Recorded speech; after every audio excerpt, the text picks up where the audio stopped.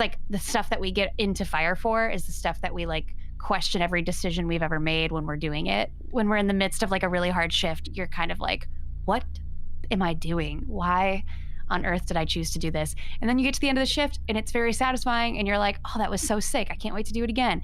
And you wake up the next day and you do it again. And it's like, if you're not questioning your decision making every every couple of hours on a hard shift on a fire, then you're probably doing it wrong. Hello, everyone. Shanty here. Welcome back to the Out and Back podcast presented by Gaia GPS. This is episode 37. For today's show, we're going to be talking about a very important wilderness subject that seems to be more and more relevant every year: wildfires. As California's Dixie Fire escalates to the third largest wildfire in state history and smoke envelops much of the U.S., including here in Salt Lake City where I can barely see to the end of my street from all the smoke, we're once again confronted with the question: how did we find ourselves in such a dire strait? And maybe more importantly, what can we do? Well, former wildland firefighter, writer, and host of the Life with Fire podcast, Amanda Monti, took some time to sit down with Abby to lift up the curtain on this potent and misunderstood force. In a far-reaching discussion, Amanda gets into why she was drawn to fighting fire, the physical and psychological training needed to make it onto a coveted hotshot crew, and why she ultimately left the profession. She also flips many common wildfire scripts on their head. Turns out wildfires are not inherently bad. Amanda sheds light on why fire is vital to our ecosystems, what we can learn from indigenous fire management practices, and how we can take back some control of how fire revitalizes the landscape. So we have a lot that's being discussed today with Amanda, and we're going to get into that in just 1 second. But first, we ought to let you know, as we descend into the heart of wildfire season, you'll be able to steer clear of active fires and smoky air using Gaia GPS's extensive list of wildfire, smoke, and air quality maps, which are available to all Gaia GPS users. Wildfire, current, and satellite maps show you where fires are actively burning throughout the US and Canada. You can use these in tandem with the smoke forecast and air quality forecast maps in order to steer clear of smoky, polluted air. And you can also use Gaia's historical wildfire map to see how previous year's wildfires impact the terrain and ecology of your next trip. And by the way, as a little side note on today's show, Amanda also digs into all of the incredible natural treasures and signs of new life you can find when passing through a burn scar.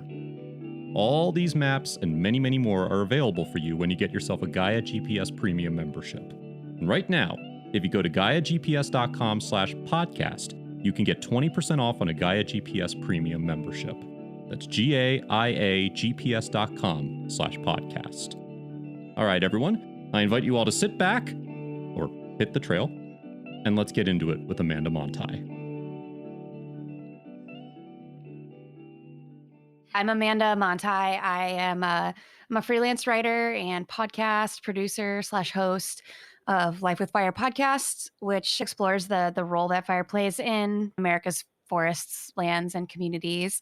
The essence of it is just talking to experts and stakeholders and practitioners and indigenous folks and other people who are impacted or have a deep relationship with wildfire in any capacity, whether it's academic or personal lived experience. I fought fire until 2019. I was on an engine to start and then a hand crew. And then I was on a hotshot crew for 2 seasons. So I did 4 seasons with the Forest Service, and then just recognized that I have this writing background. I've been writing for about 10 years in a freelance capacity mostly.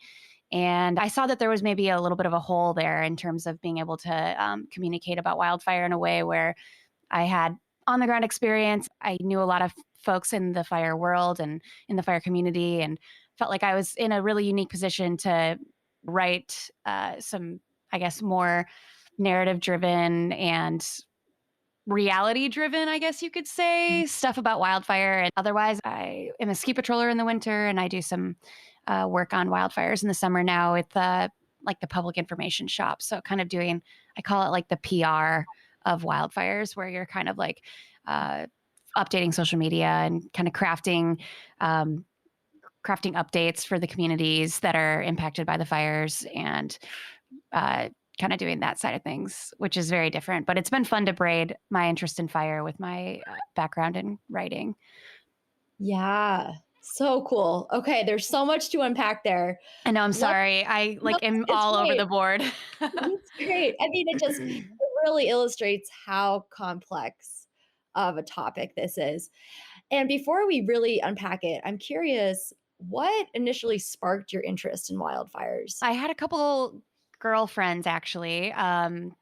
For a while, the only people I knew who fought fire out west were women, and they were women that I went to college with at Northern Michigan University in Marquette, Michigan. So that's not really like a wildfire zone. Like we don't really have wildfire in our worldview in the Midwest. You're from that area too?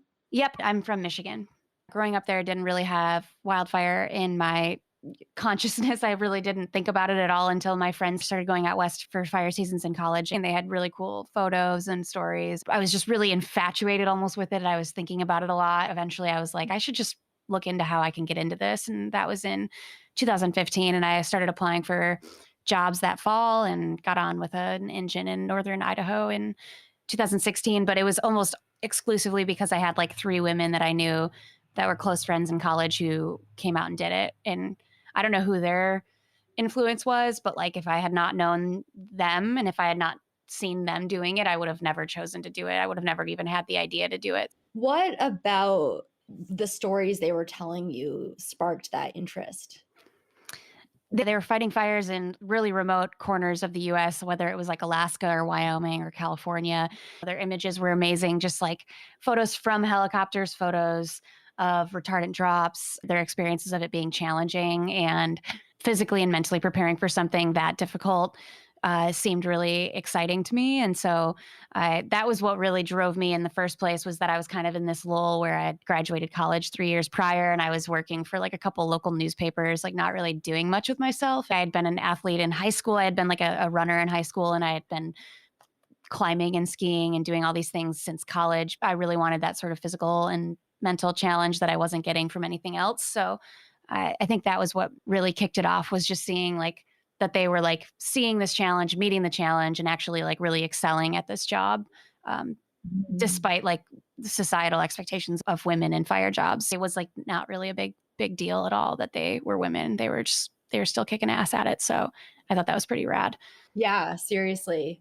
And there must be something that's really holistically satisfying about using your brain and using your body in such an extreme way. Yeah, it really hit on a lot of like pretty essential human needs. So, like, you have the manual labor, you have like the working outside, you have like the sort of meditative element of just swinging a tool for hours on end. And then you also have like the sort of camaraderie and like the relationships that you build when you're all just like working really hard um, and kind of like struggling in some capacity sometimes. The crew's getting hungry and tired and frustrated, and somebody's having a fight with their wife, and then that dynamic is sort of brought into the crew, and you all have to kind of like deal with these different frustrations that everyone has through the summer as they come up. That's something that you don't really experience anymore. You know, a lot of the time you go to work, you're frustrated with your coworkers, then you just leave at 5 o'clock and you don't have to deal with them all night. You can kind of like remove yourself.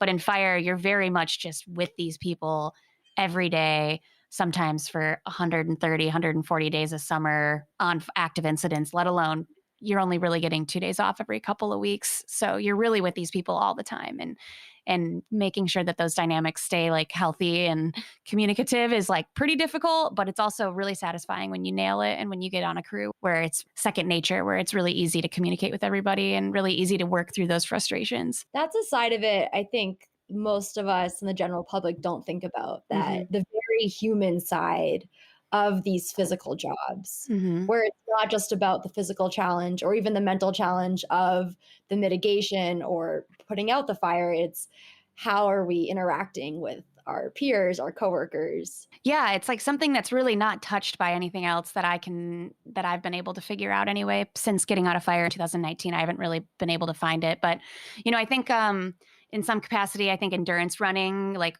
long distance ultra running. I know a lot of people in fire who do that and kind of crave that level of physical challenge and mental challenge. I think that kind of touches those things, but there's not a lot that really fulfills the camaraderie that you experience on those crews. It's unlike anything else that I've ever found. And I doubt that there's any other real environment other than maybe the military or maybe some other environment where you're really like closely connected to these other 20 people or whatever, and not only connected to them, but like kind of relying on them for your safety and for your sanity. It's a really rare dynamic that you don't really run into very often. It kind of sounds like being on a high school or a college team, Yeah, athletic team, but on steroids. Like, totally. I can see the appeal. Can you walk us through exactly what that first summer looked like? I was in northern Idaho. From the get go, I wanted to get on a hand crew or on a hotshot crew. That was what I was anticipating when I got into fire. So, just for like kind of a background, like hand crews and hotshot crews generally are like the ones that are out digging line. It's usually like a 10 to 20 person crew. So, they have the numbers game going on their side. And then they're often the ones that are out hiking into the fire or getting flown into the fire. And it's a resource used generally for burnouts, things on the ground that don't require water. At the end of the fire, when you want to get all the hot spots out, you go out and you like nail down anything that's remaining or smoking or hot still, and you kind of like dig it up and bury it. It's mundane, it's monotonous. So all these like little, both mundane and like more glorious tasks are often given to the hand crews and hotshot crews just basically because they are qualified to do those things and they have the numbers to do them well and quickly. But I was on an engine crew my first summer, which is where you're kind of attached to one of the engines. You see these all the time, like these big green engines. They carry 500, 700, 800 gallons of water. Sometimes you can go out on a crew, like a throw together crew of like people from other parts of the district that you don't know, which is always kind of weird because you don't know these people. And so you're going out for a 2-week assignment with 15 people that you've never met before. And you kind of like develop these relationships really quickly. And so that was what that summer looked like for me, was like working on this engine and doing a lot of work off of Forest Service roads where you're just spraying and you're kind of staying close to those Forest Service roads. And then going out on a couple of hand crew assignments with they're called throw together crews from around the district. So people that I had never met before. So once I went out on that assignment and I recognized that hand crew work was like what I really wanted to do, I got on a hand crew the following summer in central Idaho. And I absolutely loved that job, but it was a 10-person module. And we did a bunch of work in the Frank Church Wilderness, which was really sweet. We've got flown into the Frank Church Wilderness on the Middle Fork of the Salmon and then floated off that fire, which is like an all-time, that doesn't happen very often, fire assignment. It was really, really cool. So a lot of the fires that we went on that summer, we had to get flown into and often either floated off of or like jet boated off of or something like that. I wanted to take it a step up. And so I went out and tried to find a shot crew to work with, a hot shot crew. And I found one who wanted to take me on. And it was based out of Mount Hood National Forest. I worked with them for 2 years. And that was kind of the work that I'd been seeking since I started in fire. I was just afraid of getting right into being on a hotshot crew because I wasn't sure if I was prepared for it, like from a fire standpoint of like having the qualifications necessary. So I'm glad I had those first 2 seasons, but I think physically, like the challenge of being on a hotshot crew was what I was looking for, like from the start. So for the first 2 years, the engine and you called it Hand crew. hand crew, were those mostly putting out fires themselves? And then hot shot is a combination of more mitigation and really being in the heart of putting out the fires? I'm trying to differentiate It's the hard to different. differentiate. Yeah. Okay. Engines, you're the water supply. Like no matter what you do, it's almost like everything you do is associated with getting water to the edge of the fire. So if that means the edge of the fire is 500 feet up a hill from the road, then sometimes that means carrying a 75-pound pump on your back up a hill or whatever, not even up a hill, down a hill to a creek, and then bringing hose all the way up that hill and all the way up the hill above you to the fire line. You're just responsible for kind of getting water to the fire line. Hand crew or like modules, 10-person modules, those are often crews that go into more remote fires. There's things called wildland fire modules, and those are folks that go into these smaller fires in more remote areas. And they're, a lot of the time they're doing managed wildfires. So they're just going out there and keeping an eye on things. And if things get out of hand, then they'll kind of step in and perform a burnout or start digging line or kind of controlling the fire as they want it to be controlled. But a lot of the time they're out in these remote areas where fires can be more managed. So you're allowing it to burn as it normally would, and then just kind of like pushing it where you want it to go with certain tactics. That's another simplified version. And then hotshot crews are kind of, they're often used on bigger incidents. So not those remote, middle of the woods fires. Well, they're often still in the middle of the woods, but they're larger fires that are like the 50, 60,000 acre fires that you see in the news, or 100,000 or 200,000 acre fires. They're the ones that are nationally available, and they are sent out to those big type 1, we call them, incidents, or type 2 incidents that require a lot of resources. And you're doing mostly groundwork, like digging line or performing burnouts, where you're kind of burning out the fuel between your line and the fire itself. So a lot of like I said, a lot of glory work, and then a lot of really mundane work. And so digging a line, is Mhm. that just to stop the fire from going past wherever that line is? Yeah. You keep using the phrase, so I wanna make sure Yep. I understand what it Totally. is. Totally, yeah. It's mostly to stop ground fire, so anything burning in like grasses or even brush. Nothing that's once things get into the sort of the trees, like, and they climb up into the crowns of trees, you have what's called a crown fire, or um, just a fire that's really moving, and it's really extreme, and there's nothing you can really do from the ground to help that. But if you have a tree here or there torching out, burning, then you can still usually kind of keep things under control with a line. And that's usually like Mm. a 30-foot buffer where the guys will dig, girls will cut out a bunch of brush, or cut out any brush or limbs or trees or anything else in that 30-foot or 20-foot or 40-foot buffer, so that the fire doesn't have any brush to jump over the line on. And then in the middle, if it does end up creeping through the grass that remains, then you have your 2-foot wide hand line in the trail, or in the middle of that buffer, or on the side of that buffer that's uh, 2 feet wide down to mineral soil, and that's going to stop any ground fire from creeping across the line. So you're stopping the Mm. vegetation from burning by cutting it out with chainsaws, and then you're stopping it from creeping along the ground with your line. But that only is effective, like I said, for fires that are not in the canopy of the trees yet. I have one more question about getting on the hotshot crew. Mhm. Did you have to pass any, exams for that? Is there certain training that goes into it? Or because you were already in this world, you had a different avenue in? Yeah, if you're coming on as somebody fresh into the fire world, you're going to have a really hard time getting on without having something else, whether it's like exceptional physical whatever, exceptional fitness, or an EMT. I would say even more so than fitness is like having your EMT, or having your CDL, or having some sort of like other certificate that's going to like assist the crew. Because if you're fresh, and we call it green, then you're going to require a lot more of the supervisor's time, and they often only hire 1 or 2 truly green people a year, if that. Usually it's 0. I had 2 years. That's the general sort of pipeline, is getting 2 years of fire experience on other kinds of crews before you get on a hotshot crew. And that just kind of assures that you have a basic understanding of fire behavior, a basic understanding of kind of fire operations, and how things generally operate. Because then once you show up to a shot crew, they have a very different way of operating most of the time, and so they don't want you to be too.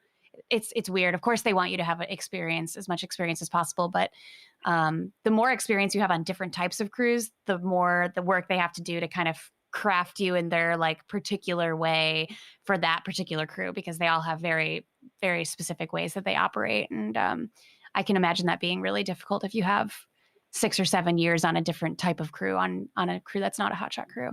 So that's all in the weeds. But basically, yeah. So I did my 2 seasons on other crews. I was training, kind of physically training all season for both of those. So I was already in a good place to start training for getting on a hotshot crew. And then I just trained really hard that winter physically, and felt like mentally prepared for it. And then I showed up, and of course I had a hell of a time my first season. Everyone does. But it's kind of part of the process, and it's kind of fun to look back on now. What did that training look like in the winter? Mostly I would hike with weight a lot. And what that looked like for me, just based on what I was already doing, was going out ski touring.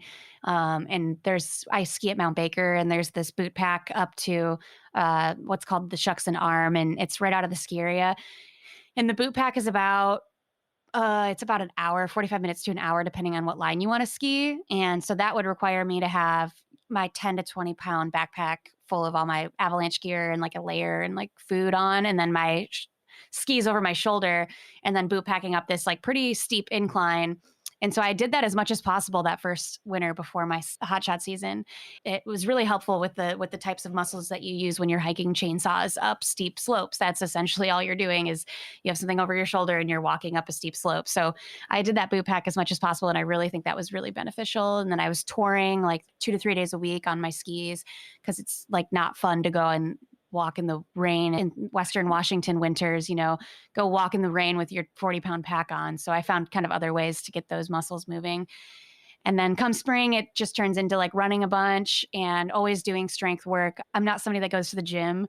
So my strength work was really going to a climbing gym and climbing and doing pull-ups and doing workouts at the climbing gym. And that's what I always tell people is like, if you don't like going to the gym, you can find other options, especially if you live in outdoor towns. There are other options for working out and getting in hot shot shape, whatever. So that was where I got like, you have to be able to do 7 on my crew. We had to be able to do 7 pull-ups. And so that was where I kind of got that strength from, was just going to the climbing gym and practicing my pull-up strength by climbing and having fun doing it. And then of course, after climbing, I would go and just do like, do sets of pull-ups or whatever I needed to do that day, leg workouts. So yeah, and then running and just trying to find steep hills to run up. That was always really helpful. And just getting your cardio into a place where our standards are like not insane. Like I think anybody that goes to the gym regularly or anybody that like runs regularly would be able to hit our standards. It's 25 push-ups, 40 sit-ups, and 7 pull-ups. And the first 2 are in a minute. You have to be able to do those in a minute. And then we have to do a 1.5 mile run in 10 minutes and 30 seconds. So I think, that's decently fast. Of course, you have to kind of excel beyond those usually. It's funny. I think you probably have a slightly skewed view like I do living in a mountain town. Totally.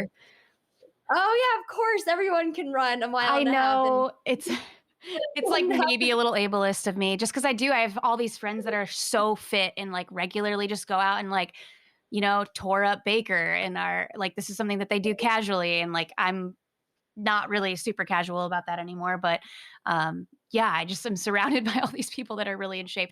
I don't know. It's a little skewed. All about your normative framework. And it is skewed depending on who you surround yourself with. Totally. I love though that you were able to make the training so fun and also functional for what was fun to do in the winter. Totally. In Washington. What was the most surprising thing that you learned during all of your time in working with wildland firefighting? Most surprising thing I learned. Let me think about this. I think I learned a lot about myself that was surprising. I think like when you're in your first season on a shot crew and you're being told like every day that you're doing something wrong, I was never told like you don't belong here. And I was never told like, you're inept, but I was told like you're messing up or this isn't how we do things or do better. And like taking those daily sort of failures, literally daily, if not like 3 or 4 times a day. I'm like a total people pleaser. And I've never been in an environment where somebody's been constantly telling me that I'm doing things wrong. It's usually like, okay, well, like an editor, like, okay, like this isn't quite coming across like how you want it to, or like, this isn't exactly what I'm looking for. Like really like sort of soft criticism versus like, you aren't doing what we want you to do. Like you need to do better. Or like, this is not how this works, or, being like kind of criticized on a more explicit level. And like sometimes feeling like your character is being criticized and then recognizing that like, they don't think about it afterwards. Like people in that world, they criticize, they tell you what you're doing wrong and they tell you to change it. And then they don't think about it again. That was a huge thing for me. It was just like getting over how people think about me, or like getting over like that criticism, that initial criticism. And recognizing that it was like for the betterment of the crew, and it was for the betterment of myself, and that ultimately these people weren't going to think of, like, I remember bringing things up to them, at the end of my second season being like, do you remember when you did this? Like, I can't believe you said that. And they were like, no, I don't remember that. Or like, I remember like saying things like, I remember when I failed like in this spectacular way that I thought was just like insane. And I like cannot believe I did it. And I was so embarrassed. They're like, yep, don't remember that. And I'm like, really? I'm like losing sleep over these things. And you guys probably forgot about it within like 2 days. It was surprising to me that I was able, as a people pleaser and as somebody who hates getting criticized and hates conflict, like just being able to manage those dynamics in an environment where criticism and conflict are kind of part of the whole operation, and it's just kind of how things Mhm. work, and not getting too wrapped up in it and trying to learn to maybe take things less personally. What is the ratio of men to women on these crews? I would say nowadays there's usually 1 to 4 women on a 20-person crew. You get hired because you're qualified. And I think as more women kind of move up in the ranks and recognize that they can do this, or that they are like more than, or that they, fit into this world and that they, can keep up. I think more and more women will look out and try to get on hotshot crews, which is kind of like more or less the top level. You can always go and jump, or you can go and rappel. But as far as like ground resources, that's the highest you can kind of go. It's kind of fun to build your way up to that and see where all of your previous training and qualifications put you in the stratum of a hotshot crew, uh, like for me, I wish I would have gotten a bit more training beforehand, so I would have been a little bit more of an asset. I wish I would have had my EMT. I just got my EMT last spring with the intention of getting back into fire, but now I'm kind of thinking I might not. But yeah, I wish I had had a little bit more to give that program. That's my only qualm, is that I wish I would have done like maybe one more season on a different crew, so I had more training, and then had my EMT to be a real asset. Because otherwise, you're just kind of like you're just swinging a tool. I mean, everyone's just swinging a tool either way, but it's nice to be able to have a little more training behind you to make decisions and help out when things go wrong. Is the EMT degree useful just for treating your fellow hotshots out there? hmm Yeah, it's really Yeah. useful. It's nice to have usually 3 or 4 EMTs on a crew. And then when you break out into modules, or when you break out into squads, each squad will usually have an EMT. If you're working far away from each other, calling somebody, we had a couple incidents where there wasn't an EMT nearby, and calling somebody to come running down the trail, and you're 10 minutes away. That 10 minutes of not having the medical kit or not having that medical training on site could be potentially bad. And it's really nice to have people on hand who know how to recognize symptoms of all the various things that can happen on the line, whether it's heat stroke, or um, dehydration, or anaphylactic shock from getting stung by a bee, or various chainsaw cuts, getting knocked in the head with a tree branch. These things all happen pretty frequently, honestly. Did you ever get seriously injured? I did not. I only had one case where I was like pretty close to getting severely injured, and that was on a fire, my very first fire in northern New Mexico. And we were on this little fire, and we were walking through this stand of trees that we knew was sketchy, like they had burnt out at the roots. And we walked up to this really huge pine tree of some sort. I don't remember, but it was huge at the base, and it looked like it was fine. It was not burning at the base. It was just kind of like there's like a little baby fire there, and we didn't think anything of it. And it ended up kind of falling directly in line. And we walk in lines, and this tree fell directly in line with our line. We were all like looking at it, and our bosses were about to walk over to look at the base of it to check under it, and then it started falling like directly at us. And so one of my coworkers yelled, "Run left," as I was running right, and I'm glad he did, because left was more clear and I had more of a sort of escape route. Right was like right into some trees, and pretty good chance that if I had continued running right, I would have been hit at least by a branch or something. And there were a couple others that were in the same boat, but we all ended up going left because this one guy said run left. And Whoa. but that's like the only story I have. And we didn't get hurt, and everyone kind of like looked at each other, and we were just like, did that was bad almost. And then just continued on, and nobody ever talked about it again.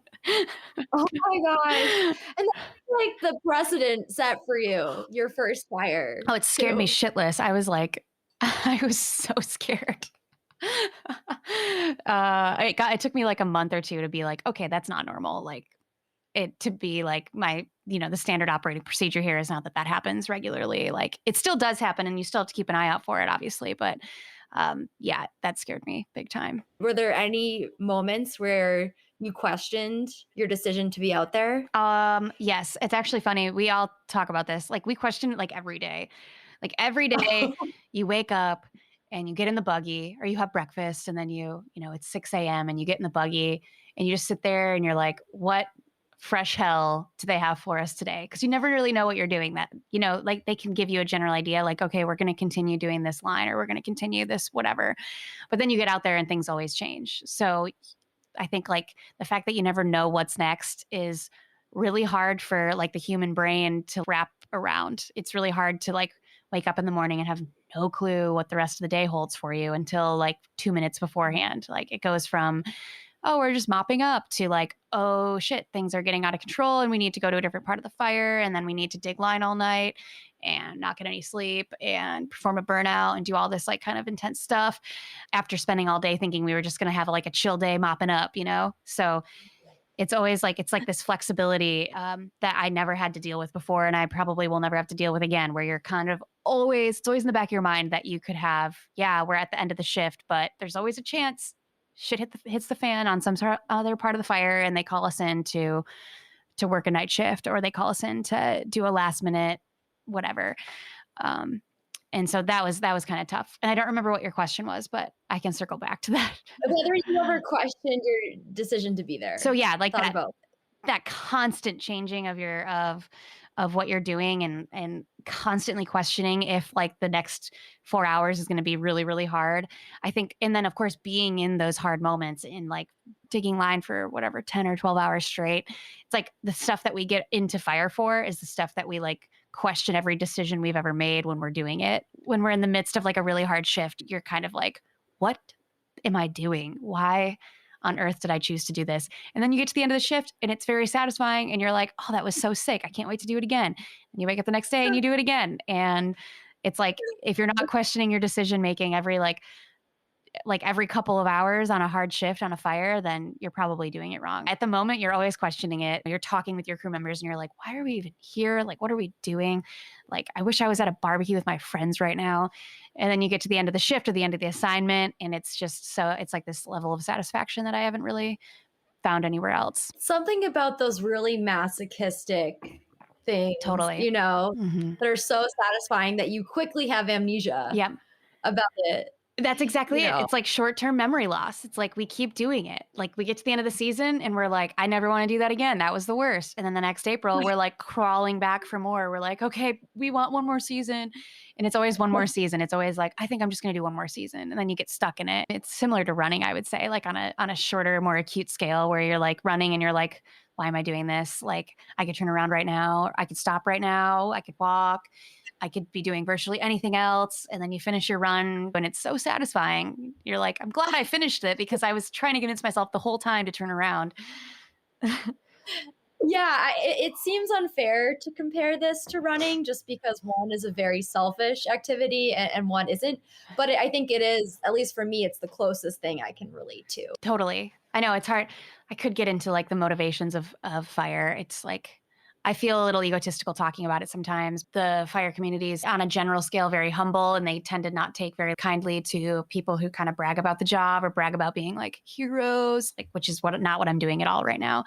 No, And in I was going to say, literally not what you're doing. but in fact, yeah, it's like the motivation for a lot of people. It's like, I don't know, it's hard to explain. It is like kind of selfish because like the reason I got into it was like for personal growth. And yeah, like the sort of byproduct of that was, helping out and working in these landscapes that I'd never seen before, and like, fighting and working on fires and saving houses, saving babies, whatever. But like a majority of the work that we do is not actually really saving anything. It's often saving timber stands, maybe some infrastructure. I think I've really been on one fire where something that we did, no, I would be 2 or 3, but nonetheless, not a lot of fires where something that we did directly impacted a community, like directly like saved a community. Was that just a byproduct of where you were stationed, or can that be applied to wildland firefighting across the country, that most of the work you're doing isn't directly impacting a community? Yeah, it's hard because a lot of the time it feels pointless what you're doing. You're out there and you're digging line on some ridge line that's 15 miles from the nearest like tiny little town in like Eastern Oregon or Central Oregon. And you're like, what are we even doing here? Like it's September. it rained last week. It's going to rain tomorrow. Why are we digging line? Why don't we just let this thing burn and let the rains of the fall of of September and October put it out? Because that's, obviously in the heat of August, it's a little different. Like sometimes, you are putting line in on a ridge line in the middle of nowhere in the effort to prevent any further spread towards the town, because fires can make huge runs, as we saw with the Bear Fire last year. He made a huge run after it had been kind of managed for a couple of weeks, and then it kind of made a huge run. And we've seen that happen in a couple fires. That's every fire manager's worst nightmare, like being out and like not having people out digging line, even if it's in the middle of nowhere and it feels like it makes no sense. Like you don't want that thing to pick up and go in some sort of wind event or some sort of red flag event. A lot of what we do feels pointless, and we're not like usually directly adjacent to a community, or we're not like directly impacting a community. That work can be construed as being critical for the safety of these communities that are even 5, 6, 10 miles away. Sometimes we're working in private timber stand areas. Those are resources too. And there's infrastructure, there's reservoirs, there's all sorts of things that need to be protected as well.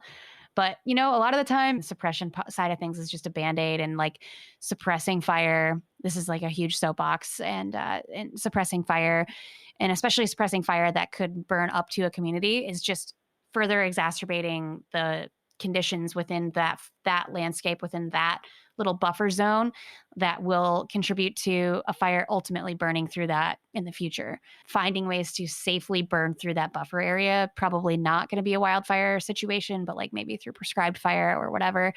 Finding ways to burn those buffer zones between communities and fire-prone landscapes is like pretty critical, and it's something that fire crews don't do. We are almost exclusively suppression focused, and suppression is well known in the fire community and outside the fire community as being like not super beneficial. Actually, not beneficial at all. It's benefited us in that we've saved communities, absolutely, and that we've like saved the livelihoods of people, and we've saved lives in general. But in terms of setting ourselves up for bigger wildfires in the future in these critical zones between communities and fire-prone landscapes especially, it's hard to say how beneficial suppression really has been. And when 100% of the work we do, or the work that fire crews do, I can't say we anymore, but 100% of the work that fire crews do is suppression almost.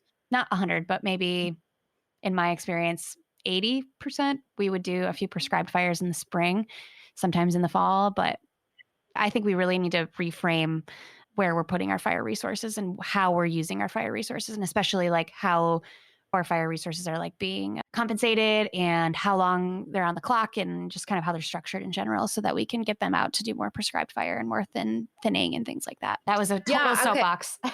No, I'd love to dig into this some more, and maybe kind of going back historically a little bit. I know that before America was colonized, many tribes did prescribed burnings. Yeah. They really lived in tandem with wildfire.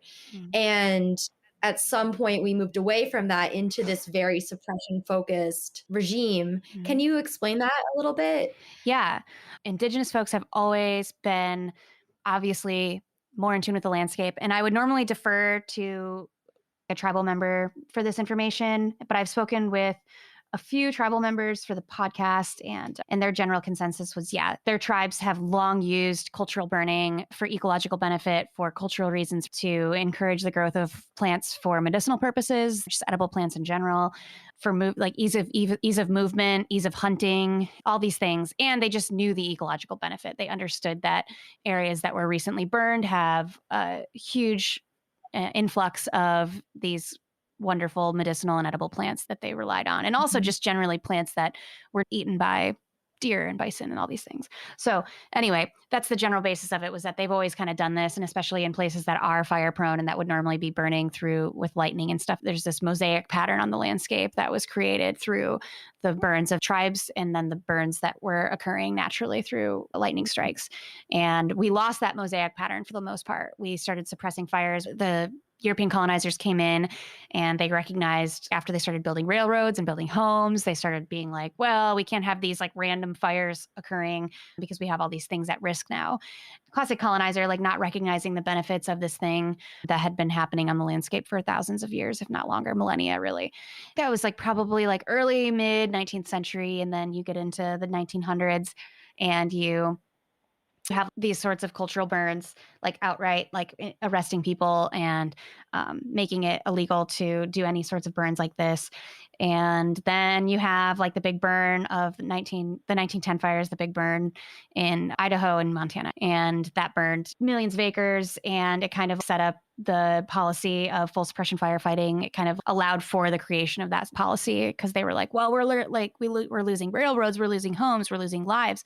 We have to make sure that these things don't keep happening. And America, being like the militaristic force that it is, like kind of set about cutting out wildfire in a militant sort of fashion. The full suppression firefighting like really took off, and they did a really good job of it until the 80s and 90s when it started backfiring. People started recognizing that full suppression firefighting was just producing forests that were unhealthy and were exacerbating natural wildfires that were occurring, or human starts that were occurring, and starting to like kind of blow up and move a lot faster than they naturally would.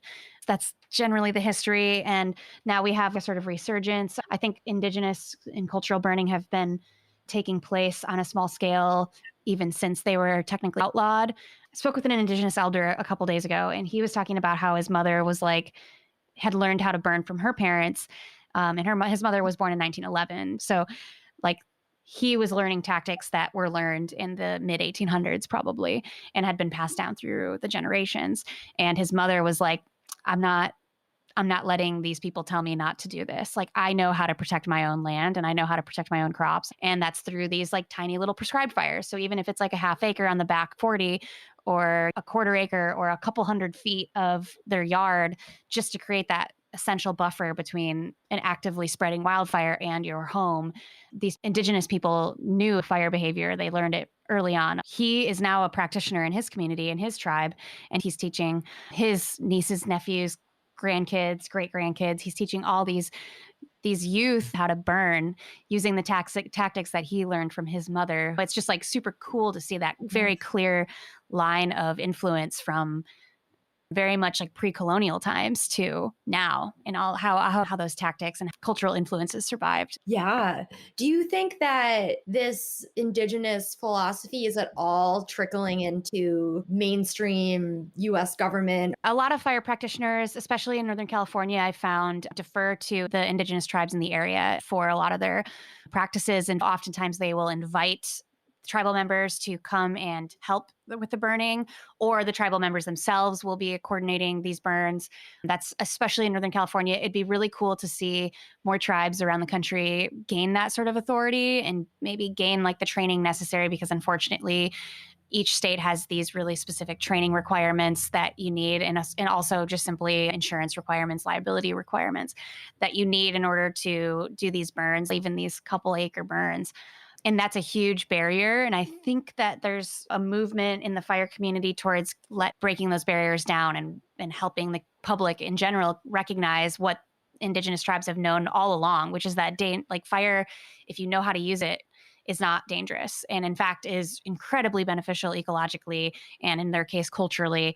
And in our case, I think we could learn a lot from that. I think we could probably stand to learn the cultural benefits of fire too. This sort of community collaboration where you're going to somebody's plot of land and you're burning an acre, and you have 8-year-olds there, and you have elders there, and you have a variety of people there wearing blue jeans or flannels, like not wearing like fancy fire clothes. You don't need all that stuff. You don't need all the gear. The traditional knowledge that is shown in how indigenous practitioners use fire, I think that is something that we could all stand to learn from. And I think that's the movement of the fire community right now, is just finding a way to make fire less scary, and to find a way to make people understand it better, so that we can use it more, because we need to start using it more. That's the only way we're going to stop these more intense fire seasons, these more high severity fires, is by using fire in really collaborative and creative and larger scale ways, so we can create these critical buffers between infrastructure and human settlement and all this. And I think we have a lot to learn from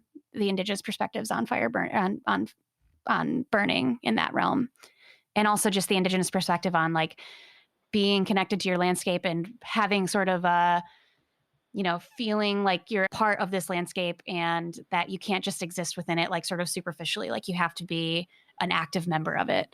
And you have to be an active sort of participant in the way that these landscapes look, because right now we've been maybe too active of participants. We've been suppressing it for too long. And I think we need to recognize that fire very much belongs in these places. Well, it's kind of this division of humanity, society from nature. Exactly. And that kind of ties into one of my questions about the wildlife urban interface and how we keep encroaching further and further into these very wildfire prone territories. You see that here in Boulder, Colorado, where I live. I went on a run yesterday up Sunshine Canyon where there was this really bad wildfire maybe 8 or 9, 10 years ago. But I couldn't help but thinking as I was running up this canyon how maybe houses just shouldn't be in this area. Mm-hmm.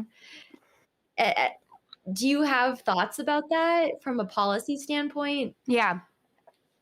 The interesting thing about the wildland urban interface is that everyone thinks it's rich people who live in the wildland urban interface. Everyone's like, oh, those rich people with their cabins up in like these box canyons Mm. overlooking Los Angeles. Like, and you're like, oh, so dumb. They shouldn't be like, they should know to build their multi-million-dollar houses elsewhere.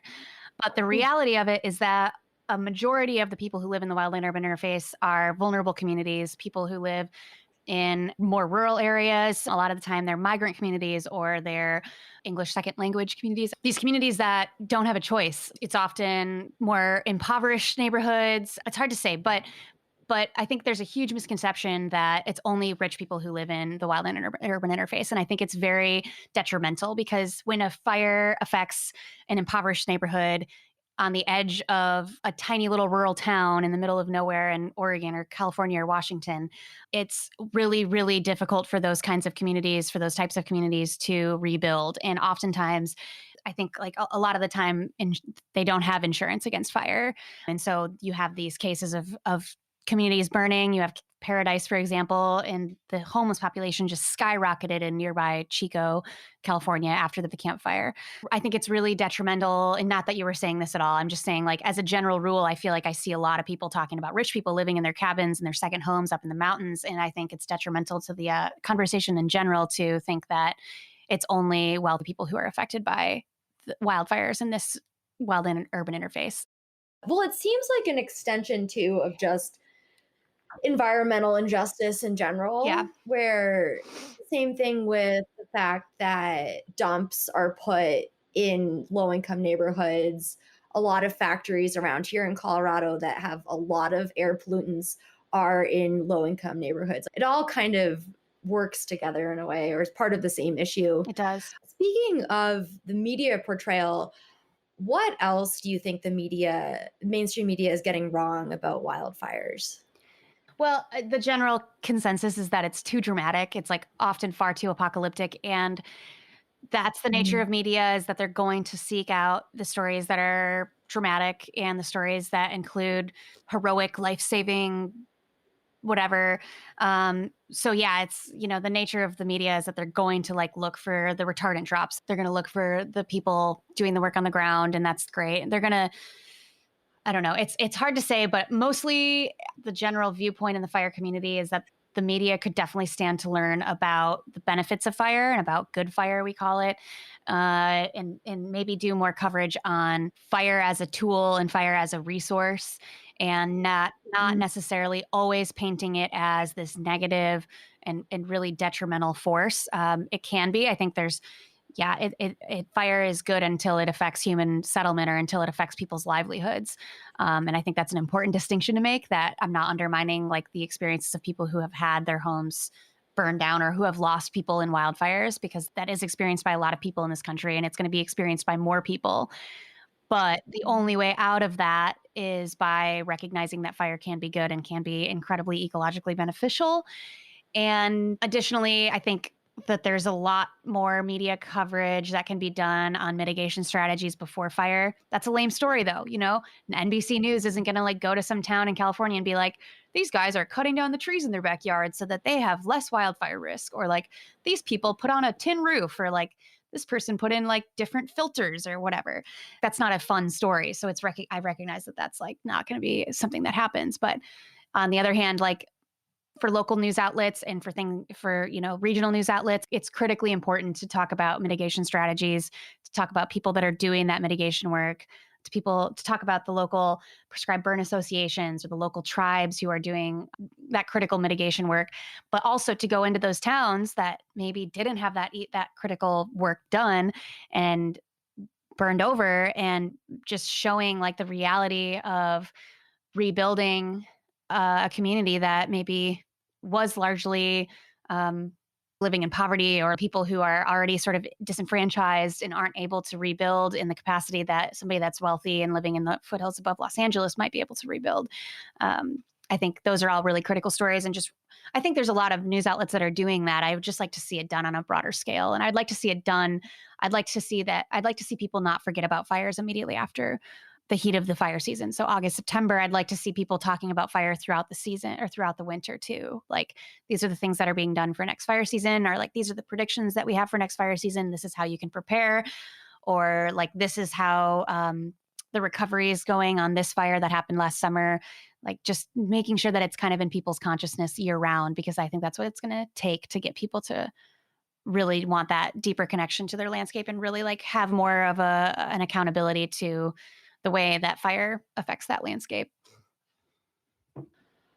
At least, I mean, for better or for worse, you can say that getting outside and being on the trails, walking down trails that have gone through wildfires, that's a good way to connect, right? Absolutely. You can, maybe helping people recognize what a high severity fire looks like after it's burned. Obviously it's like the skeletal trees, like blackened skeletal trees. And also telling people that like there's a good chance that what they're walking through probably has been affected by fire in the last 10 to 15 years.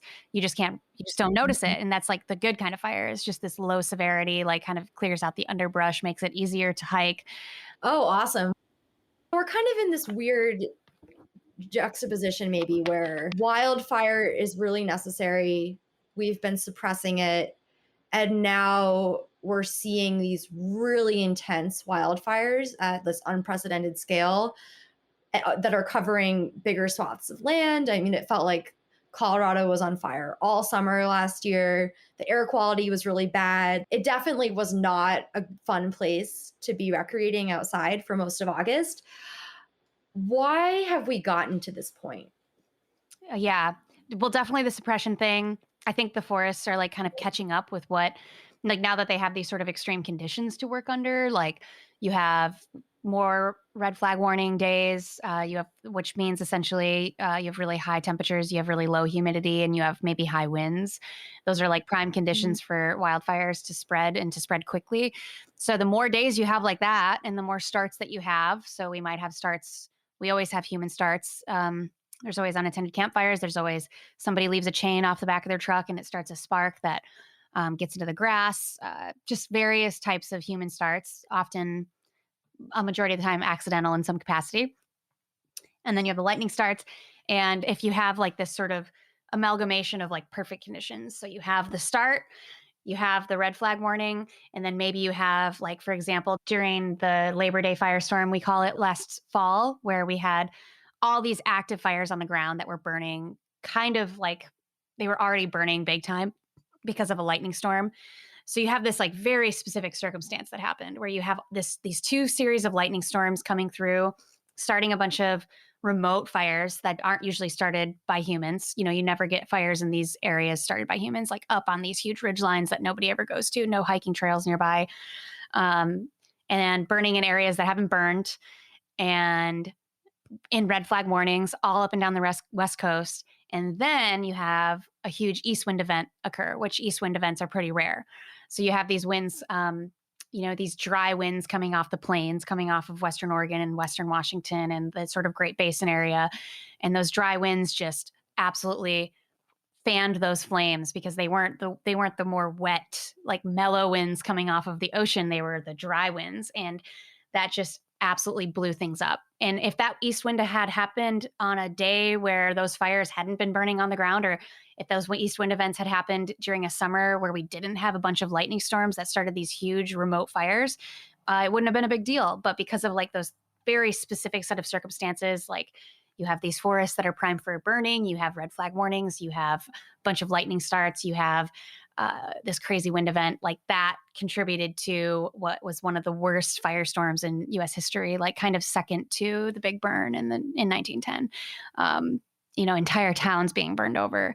And I think those conditions, like you can't really blame an east wind event on climate change, but those sorts of sets of conditions are going to just keep falling into place as we get deeper and deeper into both climate change and into forests that are really unhealthy and kind of drought ridden, and you have bug kill and you have overgrowth and you have all these things. So it's like, it's not one specific reason, but when 3 or 4 of those circumstances line up perfectly, you have a recipe for really, really large wildfires. And I think we are absolutely primed for more of those.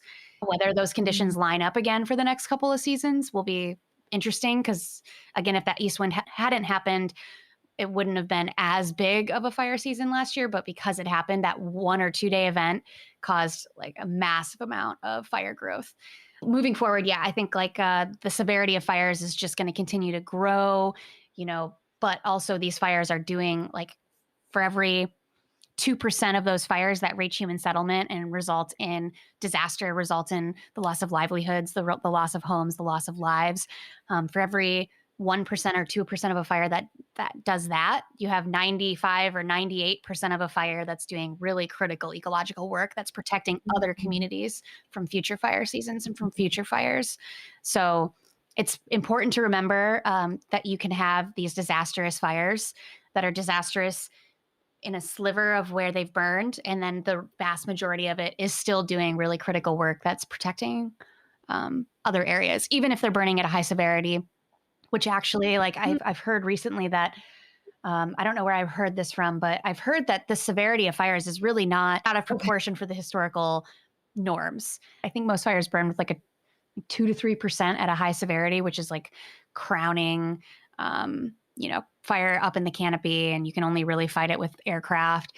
But if you have a fire with only 2 to 3% high severity, then you're doing pretty well. And I feel like a vast majority of fires kind of burn in that realm, a low to moderate severity.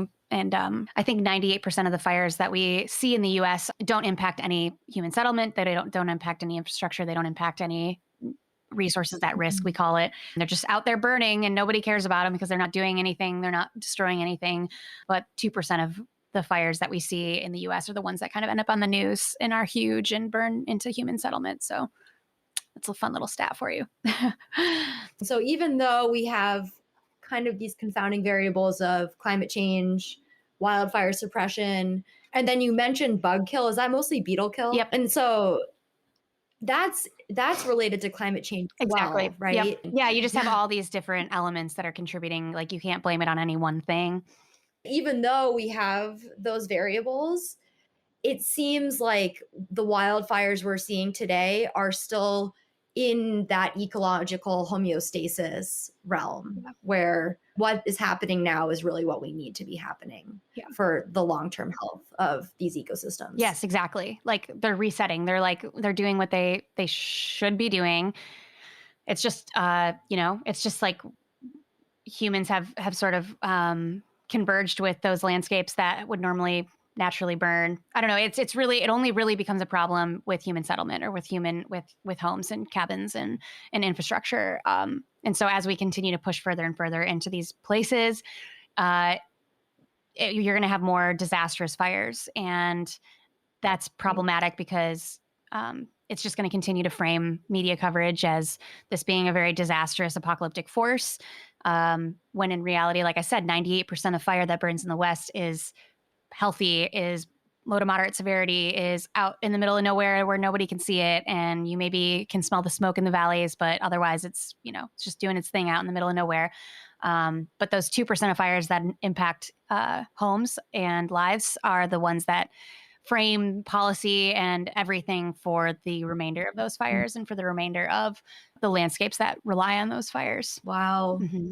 That's an issue. It is. Yeah. And it's not, it's like, I have to keep falling back on the fact that like we should be protecting human lives and human settlements and infrastructure because those are pretty critical. And like, we should just find ways to be building more resilient communities and to be mitigating those risks beforehand. And it's really hard to do in some of these lower income neighborhoods on the in the wildland urban interface. It's really easy to tell wealthy people who have that extra income to be like, okay, well, you need to get this different kind of material roof, or you need to bring somebody in to clear out this brush or limb your trees. It's really easy for somebody who's wealthy to spend a couple $1,000s getting those things done.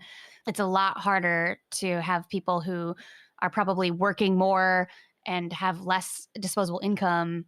It's hard to go into those communities and say, like, you need to do this really critical work in order to protect yourself and your home. So finding ways to create buffers and provide the funding for those things in those communities will be critical. The last follow-up to that is, I mean, obviously we just need better policies in place. Like, this is not going to be solved on an individual scale. Yeah. I think it will be. I think maybe that's like the sort of radical, like revolutionary idea here is not that we're going to make change through large scale efforts. We're not going to make change through large scale prescribed burns that take 2 to 3 years to get the permitting available. You know, sometimes it does take 2 to 3 years to get some of these 700-800 acre prescribed fires off the ground that are done by agencies. Well, in that time frame, you could do 700 1-acre burns or 350 2-acre burns and be hitting those same acreage and same numbers. And it just requires like a daily or weekly or monthly reckoning with like what needs done and like what areas could use a quick little burn, and then like empowering those landowners and empowering those homeowners, empowering community members and indigenous and tribal members to be able to just go out and do that without feeling like it's unsafe, and doing so in a time when it isn't unsafe, and then having the resources in place should something go wrong, and having the liability coverage provided, because it's very expensive to get liability coverage for this kind of thing. And that's a huge barrier to entry. But if you can find a way to not require as much liability insurance, or to bring agencies on board to help out who already have that insurance, I think the movement really is to make it more individual, to make it more like homeowner and landowner specific, where they're like holding their local officials accountable. Like, I have this 10 acres behind my house that is so overgrown and so gross, and I know it's going to burn when it does. And when it does, it's going to be bad.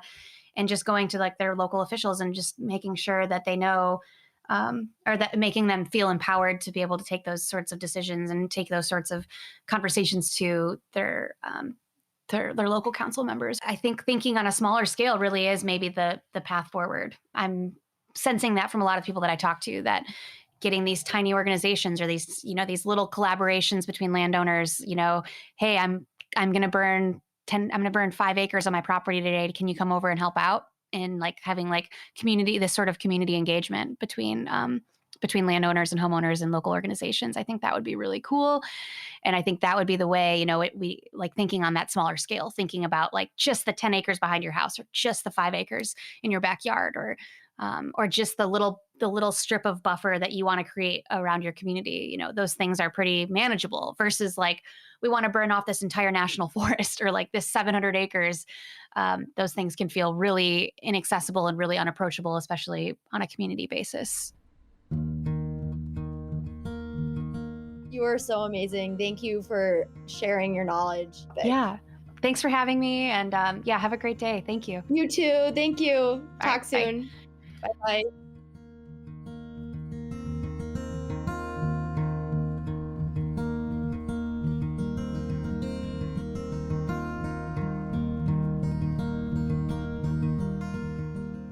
Thank you for sharing your insight and wisdom with us, Amanda. We were only able to scratch the surface on this topic, so if you'd like to learn more about Amanda and wildfires, make sure to tune into Amanda's podcast, Life with Fire. You'll be able to take a deep dive with Amanda and a wide range of experts on all things wildfire. Also, make sure to swing over to Instagram and give Amanda a follow at @A_MONTHEI, @A_Montai. Life with Fire a follow at Life with Fire Pod, and of course, Out and Back a follow at Out and Back Podcast. Now, did you enjoy this episode? Did you hate it? Either way, make sure to leave us a review on iTunes. We love learning from your feedback. And finally, make sure if you haven't already to swing over to GaiaGPS.com/podcast to pick up a Gaia GPS Premium membership at a 20% discount, where you can have access to wildfire maps, smoke maps, air quality maps, and every other map you could possibly need for your backcountry travels. Until next time, this is Shanty along with Abby. Thanks so much for joining us, everyone, and we'll see you next time on the Out and Back podcast presented by Gaia GPS. Bye-bye.